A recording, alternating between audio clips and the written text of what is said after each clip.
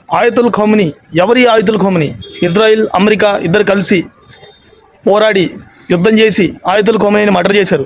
అంత అవసరం ఏముంది, అంత ఇంపార్టెన్స్ ఏముంది అంటే ఆయతుల్ ఖోమ్నీ ఎవరైతే ఇప్పుడున్న గల్ఫ్ కంట్రీస్లో కానీ మన నార్త్ ఏషియా కంట్రీలో ఏదైనా ఉన్నా కానీ ఏ కంట్రీ కూడా ఎదిరించలేని పోరాడలేని స్థితిలో ఉన్న ఈ ఆయతుల్ ఖోమ్నీ, ఇరాన్ సుప్రీం లీడర్ అనే వ్యక్తి, ఆయన ఎక్కడ ఎక్కడ సరెండర్ అవ్వకుండా తన యొక్క కంట్రీ కోసం ఎక్కడ సరెండర్ అవ్వాల, ఒకటే మాటతో, ఒకటే విజన్తో, ఒకటే పోరాడడంతో ఒక ఫ్లోలో వెళ్ళాడు.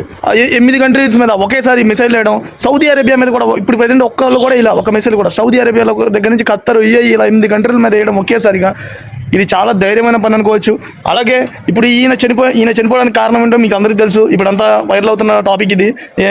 ఇజ్రాయిల్కి అలాగే ఇరాన్కి జరిగే యుద్ధంలో, ఈ యుద్ధంలో జరిగిన బాంబు దాడుల్లో ఇరాన్ మీద జరిగిన దాడిలో ఈ వ్యక్తి అనే వ్యక్తి చనిపోయాడు.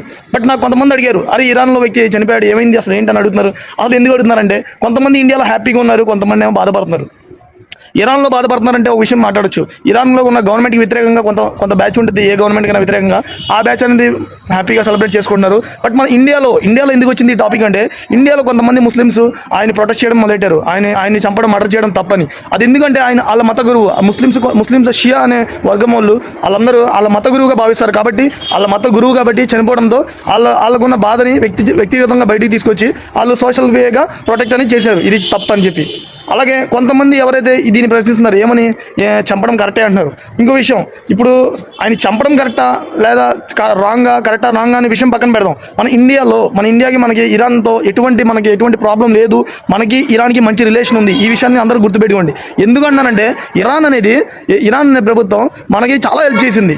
ఏ విషయంలో నేను క్లియర్గా చెప్తా. పాకిస్తాన్కి ఇండియాకి ఓట్స్ అనే షేర్ చేసినప్పుడు, దేనికి మన కాశ్మీర్ మీద ఓట్ బ్యాంక్ అనేది పెట్టినప్పుడు పాకిస్తాన్కి వ్యతిరేకంగా వేసింది, ఇండియాకి సపోర్ట్ చేసి ఓట్ అనేది వేసింది అనమాట ఇరాన్. ఆ విషయాన్ని మనం బాగా గుర్తుపెట్టుకోవాలి. అలాగే మనకి ఆయిల్స్ అనేది తక్కువ రేట్లో కూడా మనకి ఇచ్చింది. వేరే దేశాలతో ఎటువంటి రిలేషన్ లేకుండా మనం డైరెక్ట్గా ఇరాన్ అడిగితే మధ్యలో అమెరికా ఇన్వాల్వ్ అయినా మనకి ఆయిల్ అనేది ఇచ్చింది. మనం ఆ విషయాన్ని కూడా గుర్తుపెట్టుకోవాలి.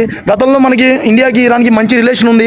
ఎకనామిక్గా మనకి చాలా మన ట్రాన్సాక్షన్ జరిగాయి. మనకి తక్కువ ధరలో ఆయిల్ అనేది మనం తెచ్చుకున్నాం. ఆ విషయాన్ని కూడా గుర్తుపెట్టుకోవాలి. అదన్నీ గుర్తుపెట్టుకోండి. జస్ట్ రిలీజియన్స్ ఇంపాక్ట్ తీసుకొచ్చి ముస్లిం వాడు చనిపోయాడు ఇలా మైండ్లోని తీసేయండి. మన ఇండియాకి ఎటువంటి నష్టం అనేది జరగలేదు. ఇస్లామిక్ కంట్రీ అన్న పాకిస్తాన్ కూడా వ్యతిరేకంగా ఓటేసి మన ఇండియాకే ఓటేసింది ఇరాన్. ఆ విషయాన్ని కూడా మనం మైండ్లో పెట్టుకోవాలి, ఎప్పటికైనా గుర్తుపెట్టుకోవాలి మనం. ఇంకో విషయం చెప్తాను నేను.